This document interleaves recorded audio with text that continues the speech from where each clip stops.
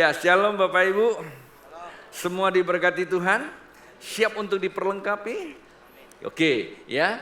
Jadi hari ini sebetulnya saya hanya mau menyelesaikan seri khotbah saya 3 sesi sebagaimana Tuhan berikan kepada saya dan minta saya sampaikan, selesaikan 2 minggu ini. Karenanya sore ini saya masih mau berbicara, tapi seri yang ketiga dari khotbah pertama, masih ingat minggu lalu? Ya, terima kasih dalam Roh Kudus ya, terima kasih dalam Roh Kudus. Lalu pagi tadi kita punya topik apa? Dapatkan kasih menjadi berkat. Rupanya terima kasih itu kita terima energi, bilang terima energi, terima kuasa, terima daya, ya, terima daya diberdayakan, bukan diperdayakan. Ya, bahasa Indonesia berdaya dan perdaya itu beda. Ya, memperdaya dan memberdaya beda enggak? Anda mau diperdaya? Amsyong. Ya, kalau diberdaya, oke, ya, equipping itu namanya ya. Beberapa waktu ke depan saya ingin menyampaikan isi hati Tuhan ya. Saya berharap waktu yang singkat ini dapat saya sampaikan. Lalu nanti kita pergunakan waktu ini untuk worship ya. Biasanya kita praise, kali ini kita worship untuk mengakhiri atau closing daripada sesi saya. Maksud dan tujuannya harus sinkron dengan kemauan yang Tuhan. Jadi kita tidak boleh cuma hanya tahu lalu tak berbuat apa-apa.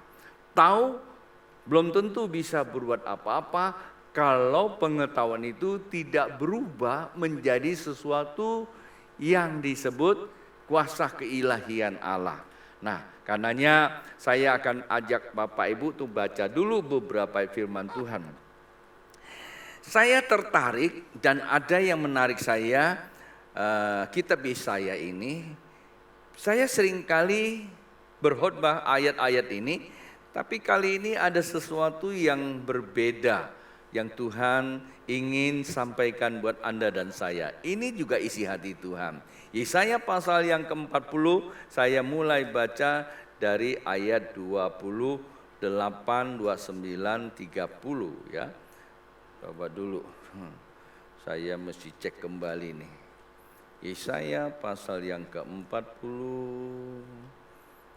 Oke, Yesaya pasal 40. Saya tahu di layar sudah ada, tapi saya mesti lihat saya punya ini dulu.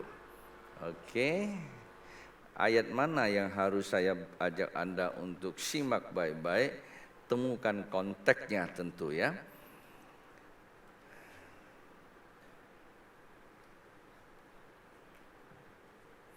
Iya, saya kira 28 sudah bisa, atau 27 lah ya, 27 saya mulai bacakan buat Bapak Ibu, saya temukan yang lebih pas mengena pada konteksnya.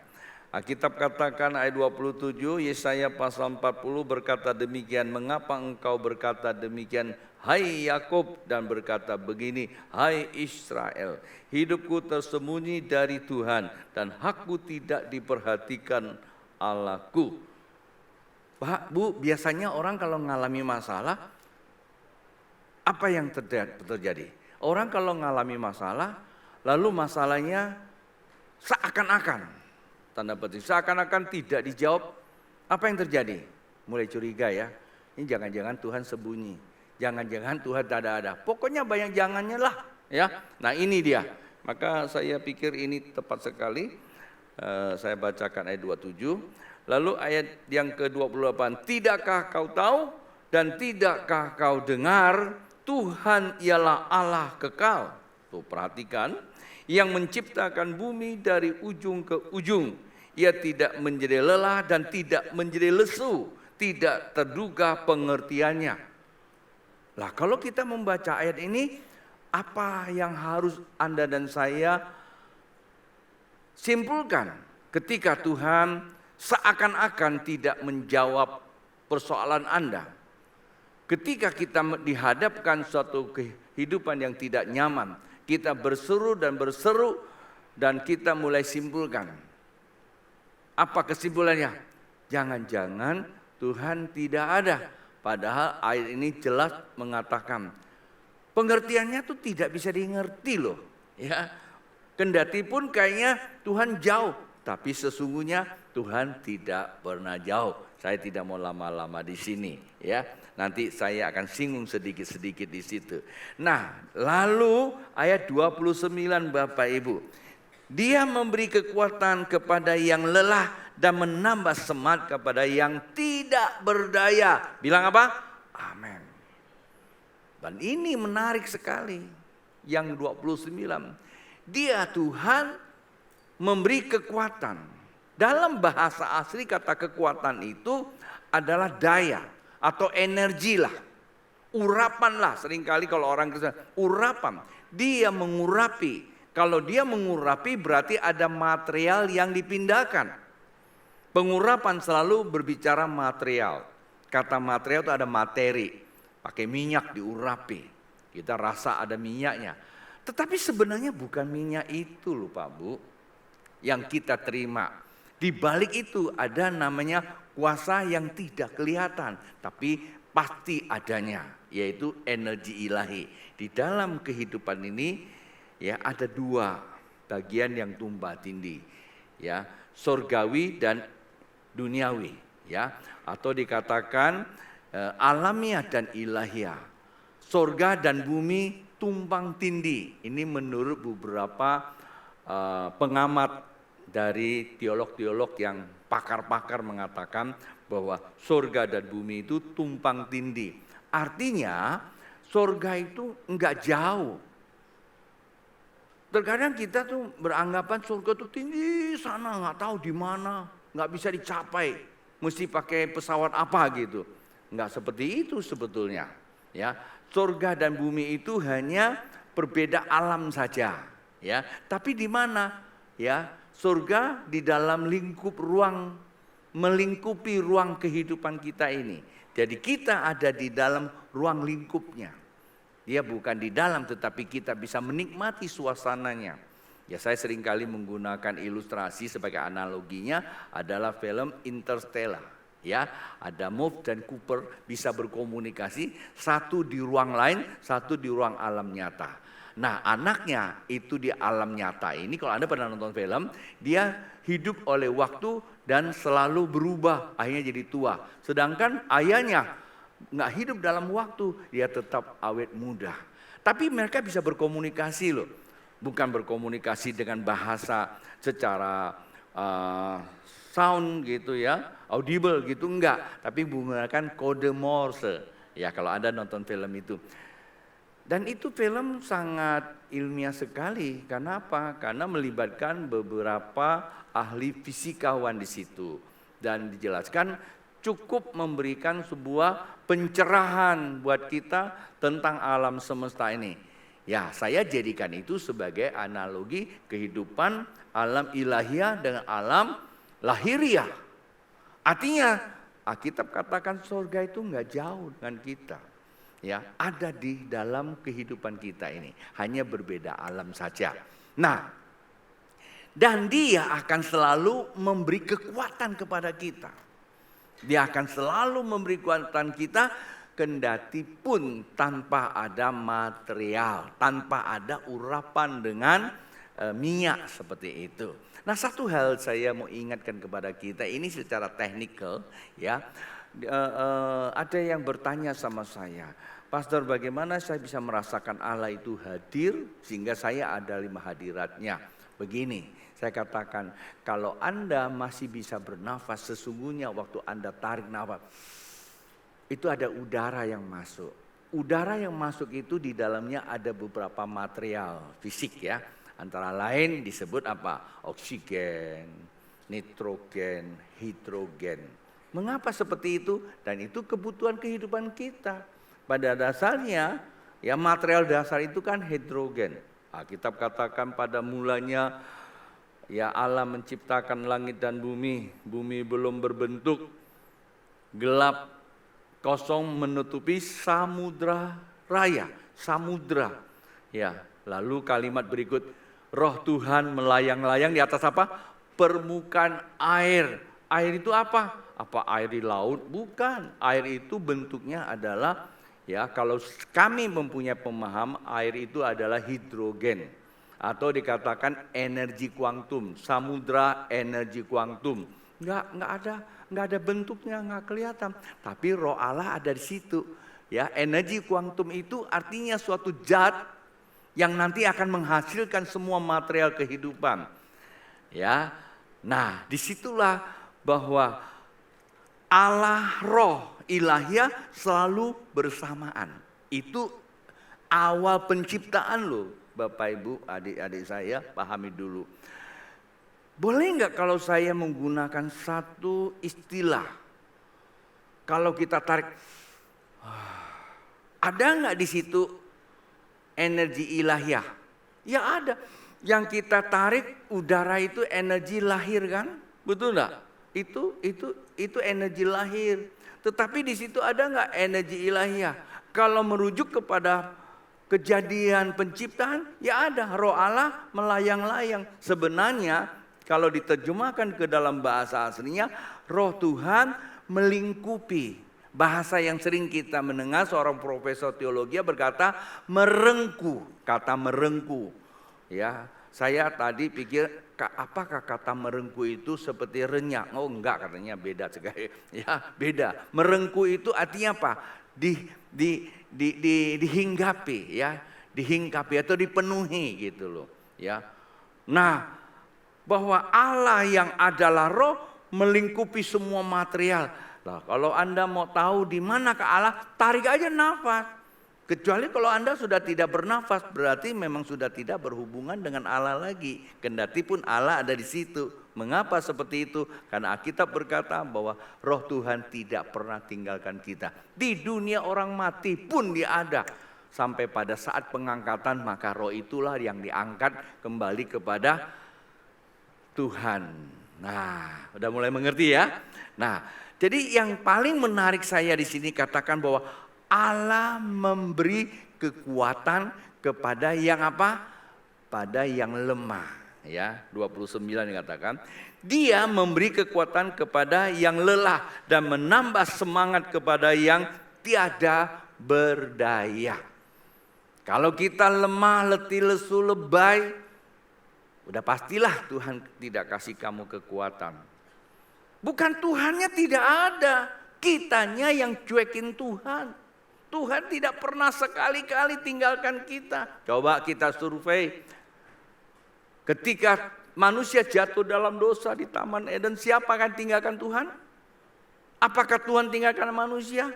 Enggak, manusia yang tinggalkan Tuhan. Adam langsung bersembunyi. Begitu dengar suara Tuhan, masih bisa dengar suara Tuhan, tapi dia bersembunyi. Tuh lihat Allah kita luar biasa. Karena itu orang berdosa. Allah tidak minggir melihat orang berdosa. Allah selalu datang. Sebab itu Bapak Ibu, kalau Anda sedang mengalami sesuatu, menurut Anda itu sudah berdosa, jangan sembunyikan diri. Allah selalu memanggil dengan kasih-Nya. Untuk apa? Untuk Dia memberikan kepada Anda kasih-Nya. Karena apa? Ketika Anda mulai letih, lesu, lelah dan berbeban berat, Dia akan menguatkan kamu dan Dia akan memberikan semangat yang baru buat orang yang sadar. Oke? Nah, kita lihat lagi 2 ayat, setelah itu baru saya merangkum menjadi kesimpulan. Ayat 30 berkata demikian, orang muda menjadi lelah dan lesu dan taruna-taruna jatuh tersandung. Tetapi orang-orang yang menanti-nantikan Tuhan mendapat kekuatan baru. Mereka seumpama rajawali yang naik terbang dengan kekuatan sayapnya. Mereka berlari dan tidak menjadi lesu, mereka berjalan dan tidak menjadi lelah. Kata Raja Wali itu merupakan metafora. Tetapi apa maksud metafora itu dikenakan kepada mereka? Di sini digunakan terminologinya yaitu di 20 ayat 30. Orang-orang muda menjadi lelah dan lesu dan taruna-taruna jatuh tersandung. Di sini menggunakan istilah orang-orang muda. Dan terkadang kalau bicara di wilayah orang muda enak. Karena kita, hei anak-anak muda, dengan apa Anda mempertahankan hidupmu? Nah kan gitu loh ya. Tapi sesungguhnya ini tidak berbicara kepada orang-orang muda. Ia berbicara kepada semua lapisan kehidupan. Dengan apa kita mempertahankan hidup kita? Dia kan bertanya. Ini firman Tuhan loh bertanya kepada kita. Dengan apa kamu mempertahankan kamu? Ya, mempertahankan kamu supaya tidak lelah, supaya tidak jatuh dalam jebakan dosa dan berbagai ujian kehidupan ini. Dengan apa? Hanya satu. Kalau di sini itu mereka yang menanti-nanti Tuhan dan ini adalah mekanismenya. Tetapi sesungguhnya tidak bahas kita mekanismenya. Saya lompat mekanismenya mengambil khotbah saya di hari pertama. Apa itu? Terima kasih dalam Roh Kudus. Mengapa Anda dan saya mesti terima kasih? Karena kasih itu Tuhan. Tuhan itu roh. Dan roh sebagai bukti adalah buah. Ketika Anda dan saya mengalami keletihan dalam hidupmu, istilah saya low bad, ya, lemah, defisit, ya, nggak berdaya. Ibarat mobil, bensinnya sudah mulai kurang. Ibarat handphone, baterainya sudah mulai kurang. Lalu bagaimana? Ya dicas lagi, ya dicas kembali. Nah, kata menanti-nantikan Tuhan itu adalah cas kembali. Karenanya di sini Yesaya berkata, dengan apa seseorang dapat mempertahankan dirinya supaya tidak jatuh? Daya di ayat 30 itu Tuhan memberi apa? Kekuatan. Tuhan mengurapi, Tuhan membuat Anda kuat, Tuhan memberikan daya baru ketika Anda menanti-nantikannya. Nah, orang-orang yang menantikannya mendapat apa? Kekuatan yang baru. Mekanisme kerjanya adalah menantikan, hasil akhirnya adalah kekuatan. Lalu kekuatannya ini apa? Nah, saya kunci di sini Pak Bu, perhatikan baik. Kekuatan yang Bapak Ibu sama saya dapatkan diumpamakan. Nah, diumpamakan apa? Diumpamakan Raja Wali, tapi bukan jadi Raja Wali. Ya, diumpamakan Raja Wali. Di situ lengkap dikatakan Raja Wali terbang tinggi dengan sayapnya tidak lelah. Tapi ketika saya melihat ini, saya coba memeriksa kembali sifat Raja Wali, filosofinya. Raja Wali sebenarnya ada 4 hal yang sangat fundamental. Yang pertama, Raja Wali itu terbang tinggi. Yang kedua apa? Pandangannya tajam. Yang ketiga apa? Cakarnya kuat. Ular saja yang licin aja bisa. Kalau udah di tangannya nggak akan lepas. Bahkan kemarin saya lihat di National Geographic itu, ya, itu kambing aja ditangkap langsung diangkat. Nah, artinya memang daya tangkapnya Raja Wali itu sangat kuat. Nah, kalau Anda pergi ke Timur Tengah suka lihat itu Raja Wali. Entah Raja Wali atau elang saya juga nggak tahu. Ya pokoknya Raja Wali lah ya. Karena memang mereka rasnya sama sih. Itu kalau di Timur Tengah itu seringkali ada badai. Badai apa tahu? Badainya badai pasir. Wah, hitam gelap. Di tengah-tengah itu ada burung seperti itu. Wah, justru itulah habitatnya dia. Semakin ekstrim keadaannya, semakin dia kuat. Seperti kita ke sana juga sama, ya, mobilnya dikempesin lalu kita jalan di padang gurun namanya apa itu namanya? Off-road atau apa istilahnya? Sampai miling-miling. Waktu kami datang ke sana mobilnya wah hampir terbalik. Akhirnya nggak bisa naik lagi. Mesti ditarik ya waktu itu. Ya kalau kita cari sensasi, kalau dia bukan cari sensasi, memang itulah kehidupan dia. Jadi ada 4 hal. Dan orang yang mendapatkan kekuatan, maka hidupnya, perhatikan, orang yang mendapatkan kekuatan, hidupnya seperti apa? Seperti Raja Wali.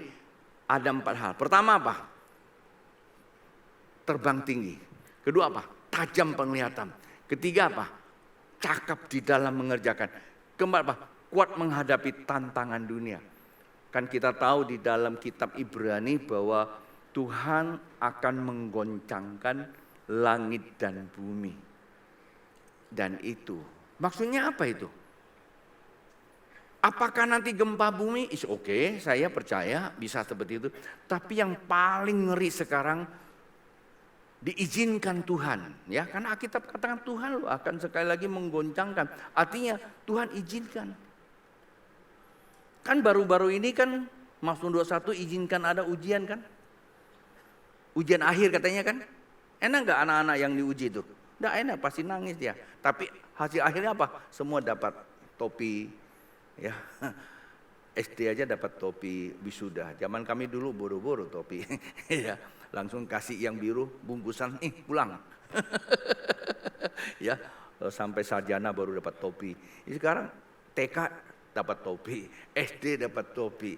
Tahu SMP dapat topi ya. Ada juga kemarin ya topi kalau orang Tionghoa bilang sipang boh. Padahal bukan sipang, ngokak gitu. Ya. Nah, itu ujian akhir. Nah, Pak Bu, saya mau kasih tahu sama kita, Tuhan itu izinkan satu kehidupan yang tidak nyaman sedang menguji kita. Manakala engkau kuat, engkau akan lolos menjadi umat lebih dari pemenang. Ujian apa yang sedang terjadi hari-hari ini? Apakah gempa bumi? Kayaknya gempa bumi nggak semua deh. Ya, gempa bumi kadang-kadang di utara, kadang-kadang di barat. Kalimantan enggak lah gempa bumi. Ya, buktinya ibu kota ada di Kalimantan. Ya, tetapi yang tidak bisa lepas adalah goncangan media sosial yang selalu mengisi yang namanya berita-berita yang menakutkan. Sehingga kita akan mudah dipengaruhi oleh berita-berita yang membuat kita menjadi apa? Membuat kita menjadi meragukan Tuhan, meragukan kebenaran. Sehingga jiwa kita tertekan, mental kita rusak. Akibatnya suasana hati kita juga menjadi suasana yang rusak. Kalau hati kita udah rusak, ya Anda tahu kan, saya selalu singgung bahwa hidup ini kan ada 2, 3 sebenarnya. Kita ini manusia, men. Ya, men itu manusia. Ya, men laki-laki, manusia ya. Men manusia. Saya gunakan terminologi men itu manusia. Nah, manusia itu punya apa? Punya mind, pikiran. Mind ini mengerjakan apa? Mood. Nah, bayangkan kalau mind ini dirusak, digoncang oleh kehidupan, maka mood Anda akan rusak. Padahal kita tahu Alkitab memberikan sebuah warning buat kita, sebuah peringatan buat kita. Jagalah hati. Mengapa hati harus dijaga? Sebab dari situ akan memancarkan kehidupan. Artinya apa? Kehidupan, energi kehidupan kita, kekuatan kehidupan kita. Supaya kehidupan kita bagaikan raja oli, adanya di hati kamu. Maka perlu dijaga. Bagaimana jaga? Mainnya dijaga. Supaya men kita bisa kuat. Nah, itulah sebabnya di situ dikatakan bahwa orang yang mendapatkan urapan Allah, mendapatkan daya Allah, maka ia mempunyai 4 tadi apa? 4I kalau saya istilahkan 4I. Pertama apa? Iman. Kedua apa? Impian. Nah, ini saya suka yang ginian ya. Ini sangat memperlengkapi kita. Iman, impian, lalu apa? Ilmu. Lalu yang keempat yang paling penting. Ini biasanya ini nggak susah sih ya. Oh, didoakan, belajar, imannya naik ya. Imannya naik kemana? Wah, punya impian masa depan. Jadi orang kaya. Jadi orang kaya. Tuh, coba itu. Pastor Sukardi punya impian. Baru saja pulang dari Jepun. Jepun. Mana kepikir dia ke Jepun. Ya, sekarang dia bisa main-main ke Jepun. Walaupun bukan Chinese tapi dia ke Tiongkok kemarin ya. Walaupun belum masuk Tiongkok, baru pintu Tiongkok doang. Hong Kong kan pintu Tiongkok tuh.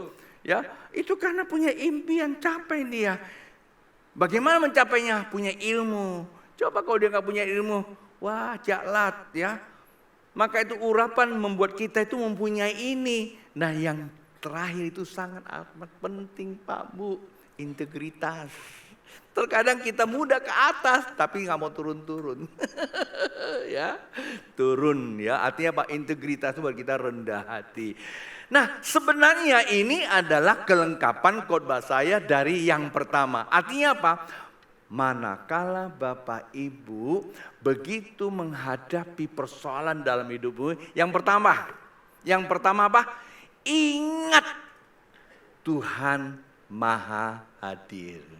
Kalau ada sakit, biasanya apa yang kau ingat? Obat. Kalau sudah makan obat nggak sembuh, ingat apa? Dokter. Dokter juga sudah pergi nggak sembuh, ingat apa? Rumah sakit. Maka enggak pernah sembuh, yang ingat itu mulu. Salah enggak salah. Seharusnya kalau kita ada persoalan dalam hidup, yang pertama ingat apa? Allah Maha Hadir, ingat Tuhan. Yang kedua apa? Percaya, kata menanti-nanti itu. Ingat pertama, kedua apa? Percaya. Tuhan sudah hadir. Tuhan hadir bukan karena kekuatan kita. Tuhan hadir bukan kecakapan kita. Adam itu sudah berdosa. Tuhan masih panggil, ngejar dia. Mengapa? Karena Anda dan saya adalah gambar Allah. Bilang sama samping kiri kanan, Tuhan cari kamu coy. Kenapa? Karena kamu gambarnya. Coba foto Anda dibuang di jalan sana, Anda mau ambil enggak? Apa Anda berkata, biarin aja lah.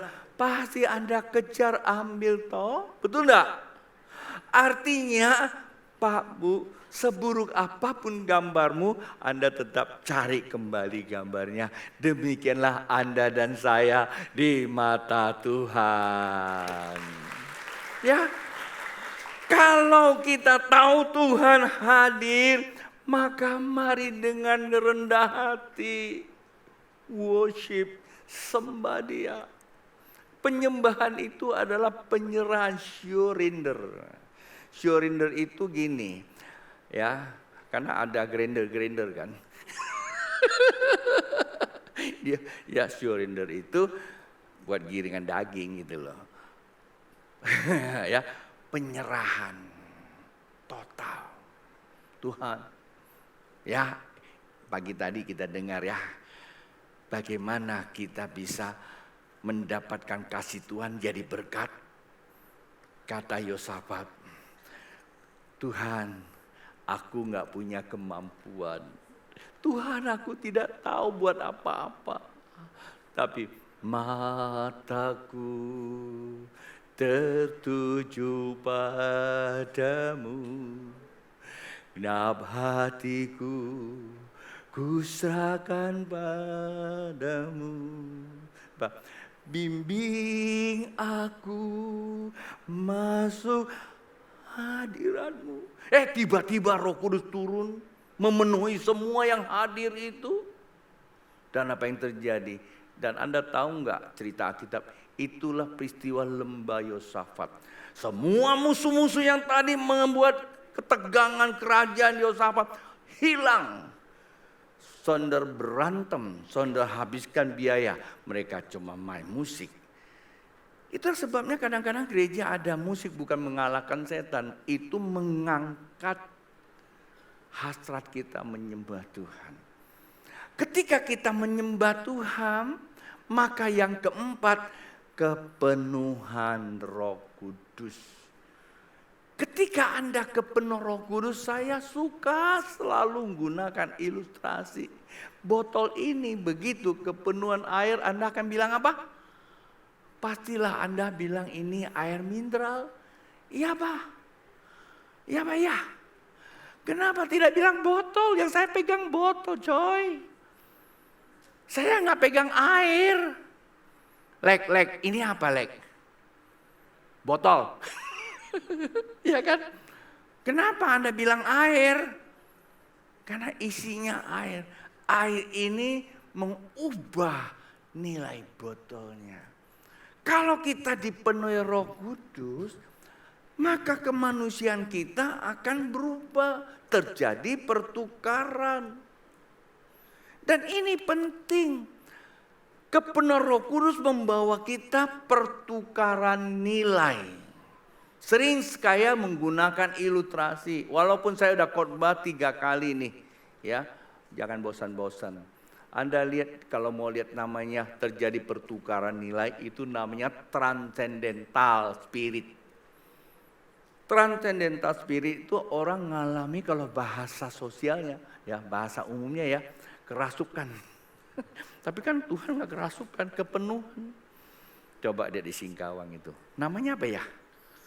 Loktung katanya ya, betul nggak? Lah, apakah Anda pikir dia main-main? Enggak, ada roh hingga pada dia. Pak Bu, yang itu aja bisa.